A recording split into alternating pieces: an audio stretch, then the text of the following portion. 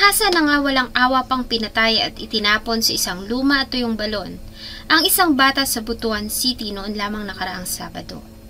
Isang 7 taong gulang na batang babae ang ginahasa at pinatay ng isang lasing na security guard sa Butuan City noong Sabado, Marso 15. Hindi pa man nalulutas ang kaso ng naging masakit na kamatayan ng isang turista na natagpo ang walang buhay sa Boracay, ay isa na namang kaso ang talaga namang pinagkakaguluhan ng mga netizens ngayon sa social media.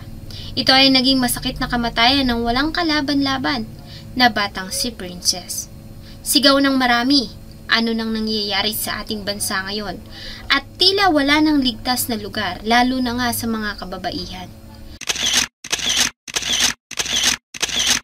Bago ko po ipagpatuloy ang ating kwento, sa mga bago po sa channel ko at nais sa mga ganitong klase ng kwento ng krimen na nangyayari sa loob at labas ng ating bansa, ay maaari pong pakipindot ang ating subscribe button at notification bell para ma-notify kayo pag may mga bago tayong upload na videos. Isang nakakapanlumong pangyayari ang nagbigay ng luha sa mga mata ng mga residente ng Barangay Basag, Butuan City, Agusan del Norte. Ang nasabing barangay ay dati ng tahimik, pagsasakang isa sa mga pangunahing pinagkakakitaan ng mga mamamayan doon. Sa kabila ng patuloy na pag-unlad ng mga teknolohiya at lumalaking ekonomiya ng ating bansa, ang kalawakan ng Butuan City ay nalalatagan pa rin ng mga berdeng kabundukan at malawak na mga taniman ng palay. Sa nasabing barangay lumaki ang batang si Princess. Lumaki ito sa pagmamahal ng mga magulang, mga kapatid, lolo at lola at mga kamag-anak. Kinagigiliwan nila ang bata dahil sa malambing ito at masayahin. Tulad ng ibang tao doon ay pagsasaka din ang kinabubuhay ng pamilya. Para makatulong sa asawa at mabigyan ng magandang kinabukasan ng mga anak, ay nilisan naman ng kanyang ina ang ating bansa at nakipagsapalaran sa United Arab Emirates. Noong March 15, 2025, araw ng Sabado, nang makatanggap ng report ang tanggapan ng pulis sa Butuan City tungkol sa pagkawala ng batang si Princess. Ayon sa kanyang ama, March 14, 2025 ng gabi, ay maagang nakatulog ang kanyang anak marahil ay napagod ito sa paglalaro. Nakita niya na lamang ito na mahimbing nang natutulog sa kama. Hindi niya na ito ginising at sa halip ay nagtungo siya sa silid nilang mag-asawa at nagsimulang maglibang gamit ang kanyang cellphone hanggang sa tuluyan na rin siyang makatulog. Pasado 3:00 ng madaling araw ay nagising siya para sana umihi. Subalit nagtaka siya nang mapansin na wala na sa hinihigaan nito ang kanyang anak na si Princess. Madilim pa sa labas at wala pang taong lumalabas sa ganong oras. Lalo na nga sa katulad ni Princess na 7 taon pa lamang. Noong una inakala niya na baka nalaglag lamang ito, ngunit nang silipin niya sa silong ng kama ay wala ito doon. Tinignan niya na rin sa buong kabahayan pero wala ang anak. Dito na siya kinabahan at agad na isinangguni ang pagkawala nito sa miyembro ng pamilya. Hindi pa man lubos na sumisikat ang araw ay nagsimula na nilang hanapin ang bata sa sagingan at sa mga masusukal na damuhan at parang. Subalit bigo sila na matagpuan ng bata kaya naman isinangguni na nila ito sa kapulisan. Naalarma na din ang mga mamamayan ng Barangay Basag sa misteryosong pagkawala ng bata. Kaya naman halos lahat sila ay tumulong sa paghahanap ng batang si Princess. Mapabata, matanda, lalaki o babae, lahat sila ay nagtataka kung saan pumunta si Princess. Maging ang kanyang ina na nasa UAE ay nag-alala na din dahil sa pagkawala niya. Gayunpaman ay malayo ito at kasabay ng pagpatak ng kanyang luha ay nanawagan siya gamit ang kanyang social media account sa kung sino ang maaaring nakakita sa kanyang anak, ngunit bigo sila na matagpuan ito. Kasama ang mga member ng barangay officials at police ay nagsimula silang suyurin ang mga masusukal na parang sagingan, nyugan at damuhan sa paligid hanggang sa matagpuan na nga nila ang kawawang musmos. Natagpuan nila ang wala ng buhay na katawan ni Princess sa isang luma at tuyo ng balon ilang kilometro lamang ang layo mula sa kanilang tirahan. Agad namang tumawag ang mga pulis ng team ng SOCO na siyang eksperto sa pagpoproseso ng crime scene. Dahan-dahan nilang inahon ang wala ng buhay na katawan nito mula sa balon. Habang nagsasagawa ng paghahanap ay isang lalaki ang nakatawag ng atensyon ng marami.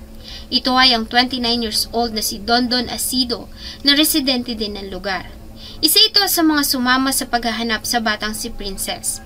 Subalit nagtaka sila nang tila nagbago ang kilos nito nang matagpuan ang katawan ng biktima. Kapansin-pansin din ang pagkawala nito doon. Maliban sa katawan ng bata ay natagpuan din ng mga investigador ang isang damit ng lalaki na hinihinalang pagmamay-ari ng salarin.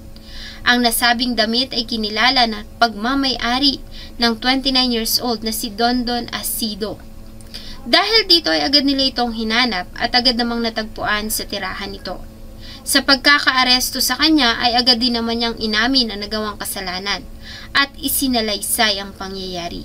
Ang suspect na si Asido ay matagal nang hindi namamalagi sa Barangay Basag dahil sa 10 taon nitong tumira sa Manila kung saan ito nagtrabaho bilang security guard. Nang mag-asawa ay umuwi ito sa kanilang probinsya at hindi na bumalik ng Manila. Namalagi na ito roon at nagtrabaho bilang magsasaka. Sa kanyang salaysay noong gabi ng March 14, 2025 ay nakipag-inuman siya kasama ng mga katrabaho. Nang medyo marami na ang nainom ay nagpaalam na siya sa mga kasama para umuwi. Subalit dahil nga sa lasing na umuwi ng kanilang bahay ay nagkaroon sila ng matinding pagtatalo ng kanyang kinakasama at umalis ito ng bahay. Siya naman ay muling bumalik sa inuman at nang isa-isa nang magpaalam ang mga kasama ay nagdesisyon na rin siyang umuwi. Bago marating ang uuwian ay nadadaanan niya muna ang bahay nila Princess. Ayon sa kanya ay sumilip siya sa bintana ng bahay. Hindi pa kasi tapos ang bahay ng mga ito at tanging kawayan lamang na malalaki pa ang butas ang nagsisilbing harang sa bintana. Mula sa bintana ay nakita niya ang mahimbing na natutulog na si Princess. Ayon sa kanya ay dumaan siya sa likuran ng bahay ng mga biktima. Binuhat niya ang mahimbing na natutulog na bata at dinala niya sa kanilang bahay. Pagdating doon ay dito niya na ito pinagsamantalahan. Dahil sa nagkaroon na ng malay ang biktima, ay ilang beses niya pa itong sinuntok sa sikmura. Nang matapos ay muli namang bumalik ang lakas nito at nagawa pa nitong makatakbo. Subalit dahil sa nanghihina, ay agad din naman itong naabutan ni Asido. Ayon sa kanya, inilubog niya ang pumapalag na si Princess sa batya na may lamang tubig hanggang sa mawalan nito ng buhay. Di pa nakontento ay sinaksak niya pa ito. Noong una ay binalak niya umano na ibaon ng biktima. Ngunit na makita niya ang balon, ay nagdesisyon siya na doon na lamang ito itapon. Ayon sa kanya ay nagawa niya lamang umano iyon dahil sa labis na kalasingan at humingi naman ito ng tawad sa pamilya ni Princess. Ganun pa man, ilang beses man itong humingi ng tawad ay sobrang sakit at walang kapatawaran ang ginawa nito sa walang kalaban-laban na bata. Sigaw ng marami, sana ay mabulok ito sa kulungan at pagdusahan niya ang ginawang kasalanan. Ayon naman sa pahayag ng Butuan City Police Station 4, ang suspect ay kinalang isa sa ilalim sa drug test dahil sa may mga impormasyon silang nakalap na ito umano ay gumagamit ng illegal na gamot. Hinahanda na rin ang kasong panggagahasa at pagpatay na isasampalaban dito. Isa na namang musmos.